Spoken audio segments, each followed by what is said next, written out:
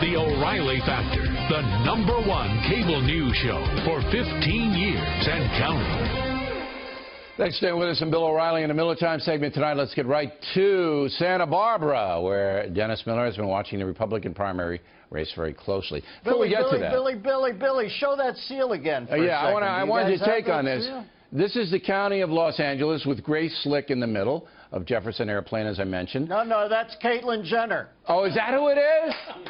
All right, and then they get the mission. They want that out. There's a goat, Miller, and a salmon, and then a ship from the conquistadors. But they don't want the mission. Well, listen, I can tell you one thing. If they want to get rid of the mission, it's appropriate because I live here, and this is definitely now a state without a mission. Trust me. It's in context.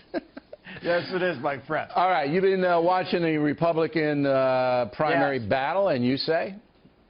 I was shocked today to find out that John Kasich is in the 3rd year of his first term as president. I didn't even know that, but he came on and said that today, and I thought, geez, this guy, he'll put some positive stuff on it. You know, can I tell John Kasich something? Donald Trump gives speeches in airplane hangars, and John Kasich gives speeches in closets surrounded by hangars, if he wants to know where he stands in this race. And whenever he talks about Trump being an egomaniac, Billy, do you ever watch a Kasich speech? To me, he seems so egomaniacal. He always talks about this effect he has on people and how shocked he is. And I don't think he realizes that he tries to distance himself by one step from it. But when he says, I met a 17-year-old girl and she was shaking, I said, why are you shaking? That's as egomaniacal as just saying I make a 17-year-old girl shake.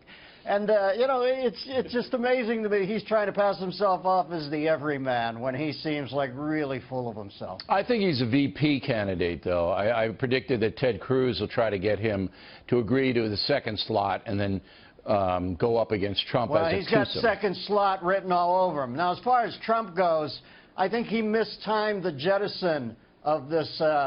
Listen, he was taken up into orbit by 2 fuel pods to me, angry and kind of funny nasty. I know people said it was the end of the world, but I find politics so full of it. I like somebody who's funny nasty. He took that out of orbit, but then he's supposed to jettison those, and I think he's mistimed the jettison, and he looks stupid. And he should remember that he wears angry and nasty better than he wears stupid.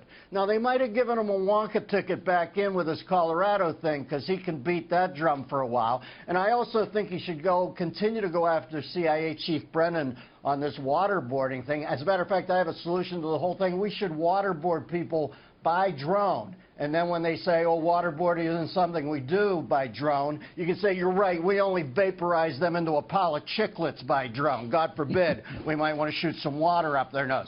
So I think he can take that approach, too. And I also think Paul Ryan is definitely going to jump in now that he's announced he's definitely not jumping in. So that's it's the reverse effect. I see it. Now, yeah. Some of the big shots in the Republican Party say they're not going to go to Cleveland because it's going to be too messy and nasty, and they don't want to be a part of it. Are you going to go to Cleveland? If I invite you, are you going to go? Because we were in Cleveland. You remember that? We did a show there. If you got us a gig, I'm there. If you don't have us a gig... No. You're not just going to show up to the spectacle? I grew up near Cleveland. I like Cleveland, but no, I'm not going anywhere. Yeah. Miller and I went to a Bavarian restaurant. Remember that? We went to a Bavarian restaurant. Oh, that was great. Yeah, it was great. That was great, Billy. We had the bunt cake. I don't know what we had. It was a little heavy, what we had, but it was tasty. Now, can I talk about the Democratic side? Sure, Miller. Well, we got the Byrne versus Mrs. Doubtlier now. And I think it's fun to watch Bernie Sanders get screwed by liberal math. You know how they always do that thing where they say if people drop out of the workforce, like if everybody dropped out of the workforce, the unemployment rate would be 0, and you always think, well, how do they sell that crap? Now they're selling it to Bernie by telling him he's going to win 7 in a row and lose delegates. It's fun to watch. But on either side, whoever gets in, I would tell them they best be prepared to operate in a petri dish of hatred, because we live in the age of the brass-knuckle pacifist, the closed-minded, non-judgmental person. And I think I noticed when I watch these people protesting Trump, it seems to me people who hate now appear to be more hateful than people who merely hate. It is a hate fest out there, man. It is the burning man of hate. And I'll tell you something else, they're inconsistent about it too, because a lot of those people on the left who say they hate stuff, they would go to Havana in a second as long as their flight didn't connect through Charlotte, North Carolina. A lot of inconsistencies out there. All right, Dennis Miller, everybody, and we would like to thank everyone for coming to see Miller and me in the Who Wants to Be President shows. We will be in Fairfax, Virginia on May 7th. That show 95% sold out, so you better hurry if you want to see us in Virginia.